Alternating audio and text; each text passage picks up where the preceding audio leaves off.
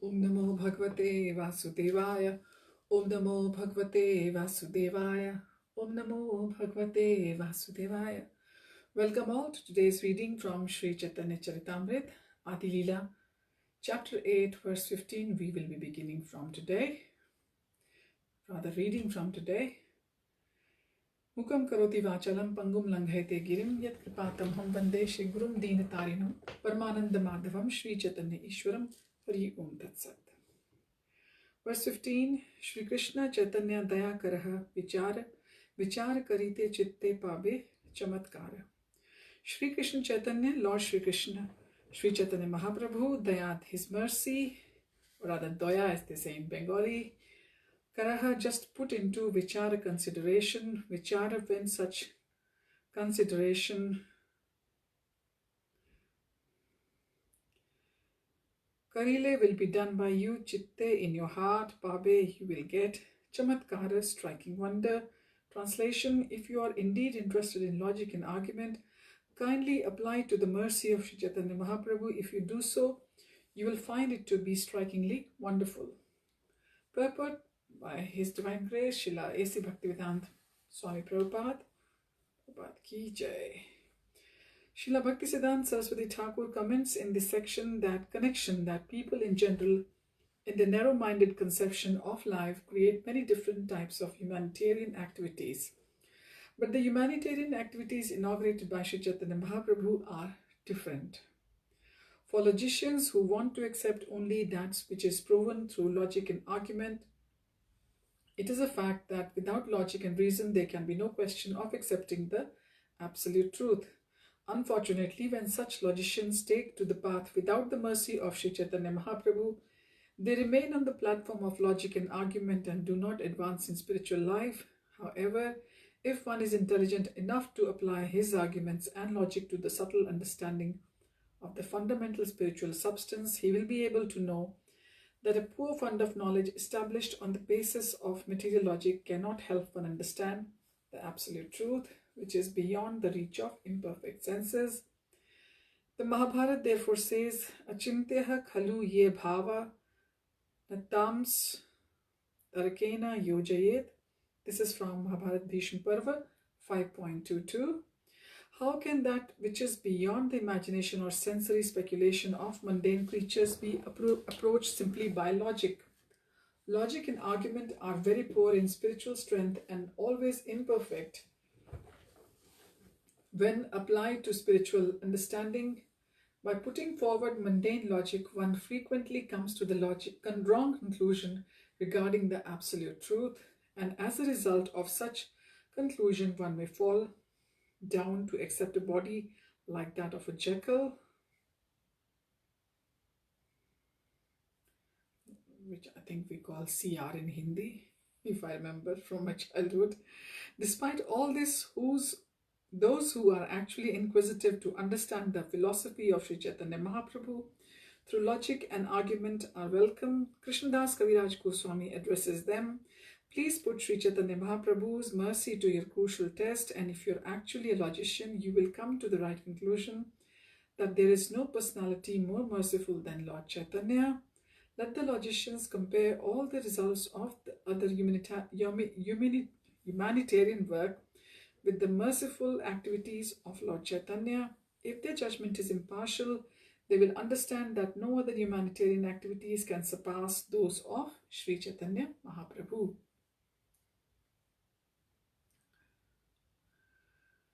Everyone is engaged in humanitarian activities on the basis of body, but from the Bhagavad Gita, chapter 2, verse 18, we understand Antavanta ime deha nityasyukta shariranaha. The material body is ultimately subject to destruction, whereas the spiritual soul is eternal. Sri Chaitanya Mahaprabhu's philanthropic activities are performed in connection with the eternal soul. However, one tries to benefit the body, it will be destroyed. And one will have to accept another body according to his present activities. If one does not therefore understand this science of transmigration, but considers the body to be all in all, his intelligence is not very advanced. Sri Chaitanya Mahaprabhu, without neglecting the necessities of the body, imparted spiritual advancement to purify the existential condition of humanity. Therefore, if a logician makes his judgment partially, he will surely find that Sri Chaitanya Mahaprabhu is the Mahavadanyavatar, the most magnanimous incarnation. He is even more magnanimous than Lord Krishna himself. Lord Krishna demanded that one surrender unto him. So, Prabhupada is reminding us, but he did not distribute love of Godhead as magnanimously as Sri Chaitanya Mahaprabhu.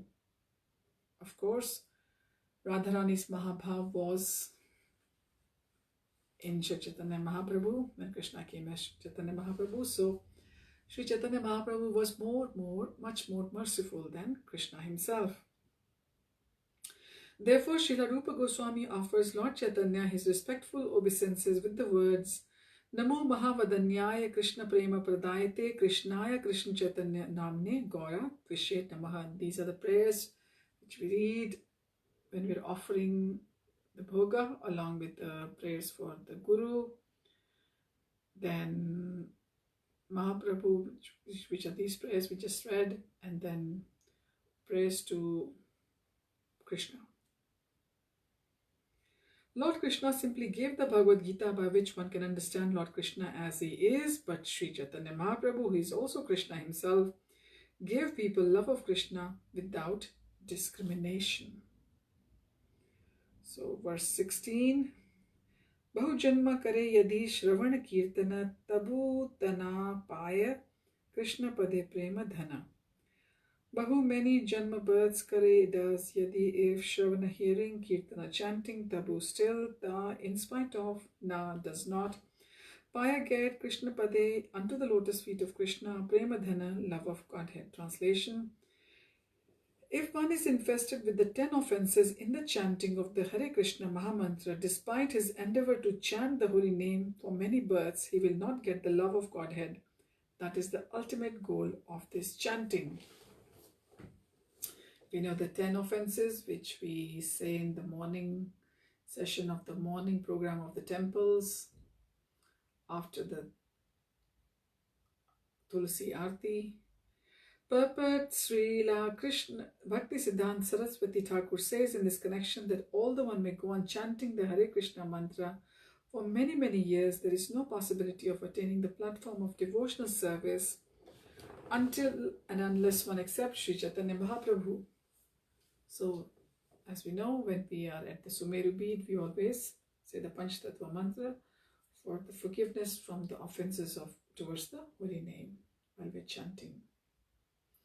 One must follow strictly the instruction of Sri Chaitanya Mahaprabhu given in Shikshashtaka, 3rd verse, Trinadapi sunechena taror eva sahishnuna amanina manadena kirtaniya sadahari. One should chant the holy name of the Lord in a humble state of mind, thinking oneself lower than the straw in the street. One should be more tolerant than a grass, devoid of all sense of false prestige, and should be ready to offer all respect to others. In such a state of mind, one can chant the holy name of the Lord constantly. One who follows this direction, being freed from the 10 kinds of offenses, becomes successful in Krishna consciousness and ultimately reaches the platform of loving service to the personality of Godhead. One must come to the understanding that the holy name of the Lord and the Supreme Personality of Godhead himself are identical. One cannot reach this conclusion unless one is offenseless in chanting the holy name. By our material calculation, we can see a difference between the name and the substance.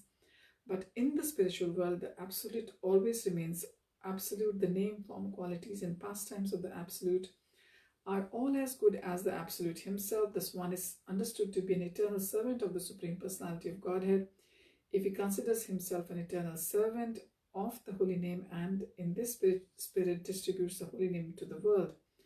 One who chants in that spirit without offenses is certainly elevated to the platform of understanding that the holy name and the personality of Godhead are identical. To associate with the holy name and chant the holy name is to associate with the personality of Godhead directly. So the Lord is not different to his name. So when we're chanting the Mahamantra, actually we are in association, or we are having an audience of the Lord Himself. In the Bhakti Rasamrita Sindhu, it is clearly said, Sevon Mukhehi Jihvado Swayam Eva Surati Yada. The holy name becomes manifest when one engages in the service of the holy name. This service, in a submissive attitude, begins with one's tongue. Sevan Mukhehi Jihvado. Jihva is the tongue, of course. One must engage his tongue in the service of the holy name. Our Krishna consciousness movement is based on this principle. We try to engage all the members of the Krishna consciousness movement in the service of the holy name.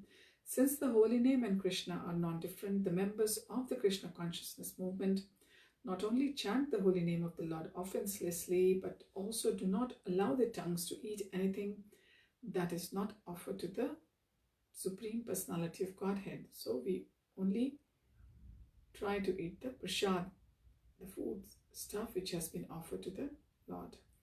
So we eat the remnants, and that bhoga becomes the prasad. The Supreme Lord declares, Patram pushpam phalam toyam yo me bhaktya prayachati tad aham bhaktya uparitam ashnami pretatmanaha.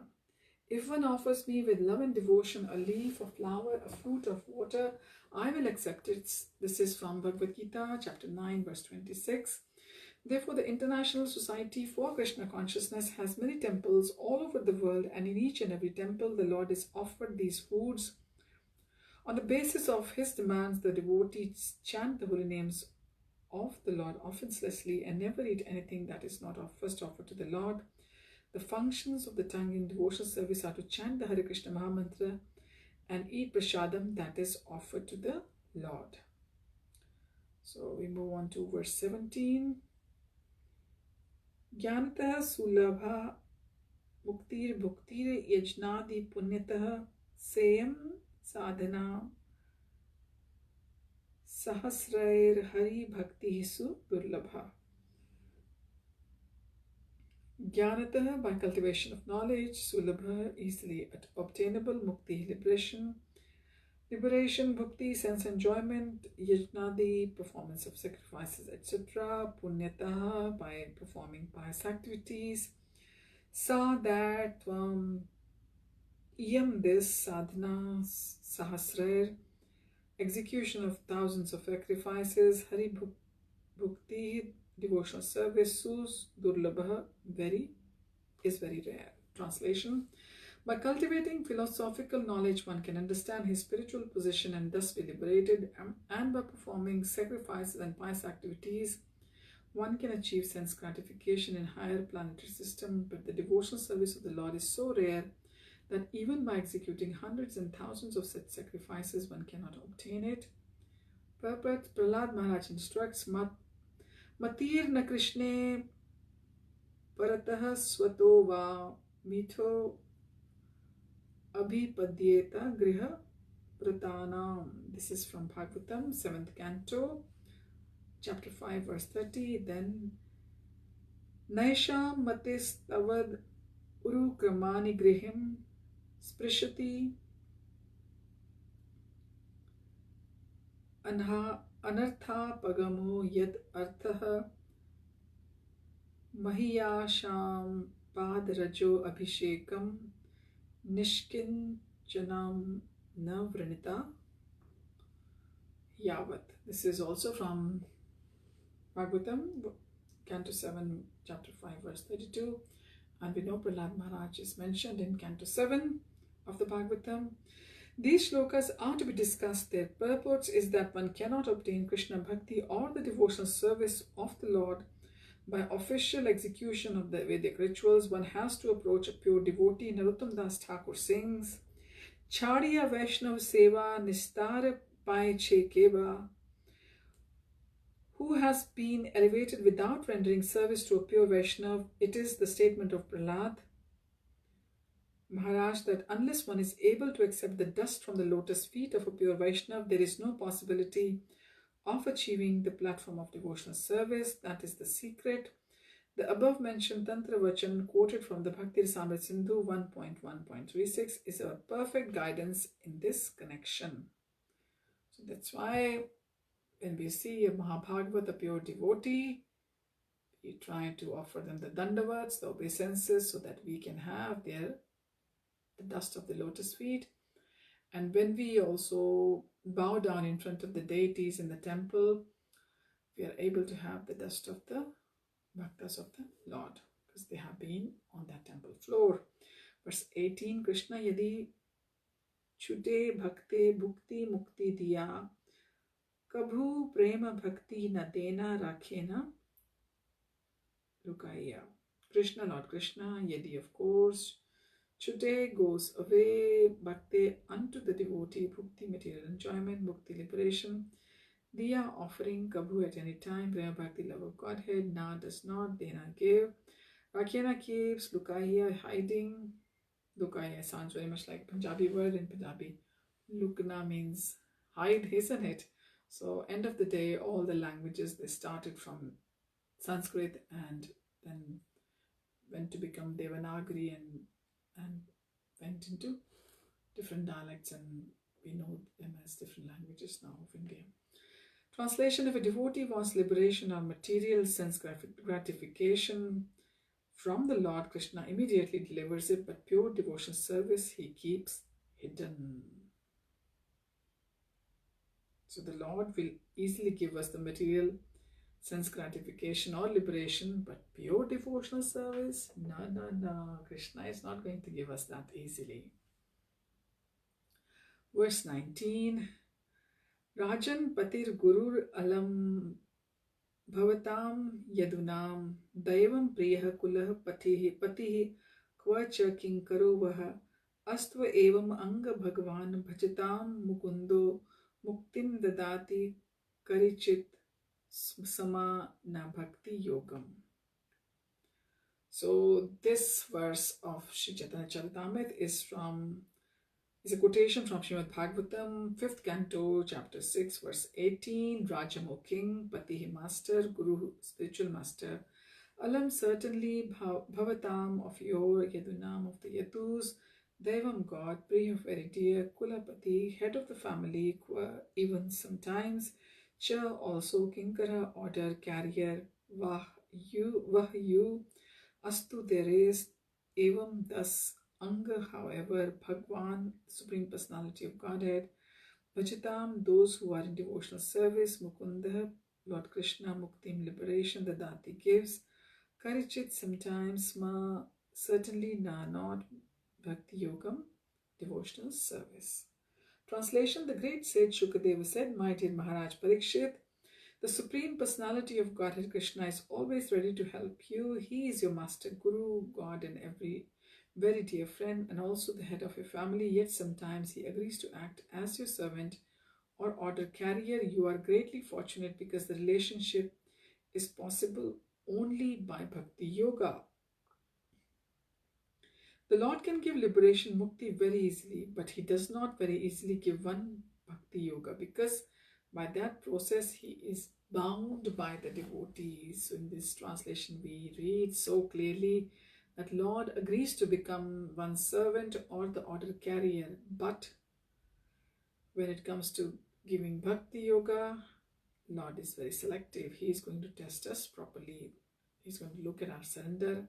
How far is our surrender? Purport. The passage is a quotation from Srimad Bhagavatam 5.6.18. While Shukadev Goswami was describing the character of Rishabdev, he distinguished between Bhakti Yoga and liberation by reciting this verse in relationship with the Yadus and Pandavas. The Lord acted sometimes as their master, sometimes as an advisor, sometimes as a friend, sometimes as the head of the family, and sometimes even as their servant. Krishna once had to carry out an order of Yudhishthira by carrying a letter Yudhishthira had written to Duryodhana regarding peace negotiations. Similarly, he also became the chariot driver of Arjun. This illustrates that in Bhakti Yoga there is a relationship established between the Supreme Personality of Godhead and the devotee. Such a relationship is established in the transcendental mellows known as Dasya, Sakhya, Vatsalya and Madhurya. If a devotee wants simple liberation, he gets it very easily from the Supreme Personality of Godhead, as confirmed by Biromangal Thakur. Mukti swayam mukul litanjali sevate asman. For a devotee, mukti is not very important. because Mukti is always standing on his doorstep waiting to serve him in one way. A devotee therefore must be attracted by the behavior of the inhabitants of Vrindavan who live in a relationship with Krishna. The land, water, cows, trees, and flowers serve Krishna in Shantarasa. His servants serve him in Dasyaras.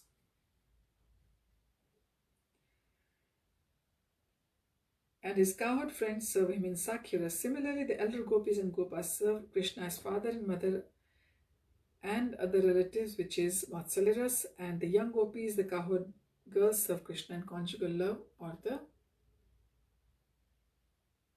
Madhuriras.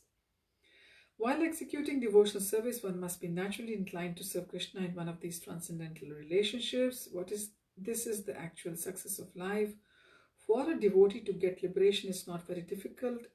Even one who is unable to establish a relationship with Krishna can achieve liberation by merging into the Brahman effulgence, that is called Sayujya Mukti.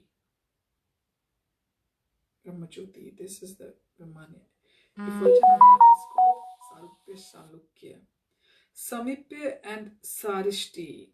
A pure devotee, however, does not accept any kind of mukti. He only wants to serve Krishna in a transcendental relationship. This is the perfectional stage of spiritual life. Mayavadi philosophers desire to merge into the existence of the Brahman effulgence, Brahmajyoti. Although this aspect of liberation is always neglected by devotees, Srila Prabodhananda Saraswati Thakur, describing this kind of mukti, which is called Kaivalya or becoming one with the Supreme, has said, Kaivalyam Narkayate, becoming one with the Supreme is as good as going to hell.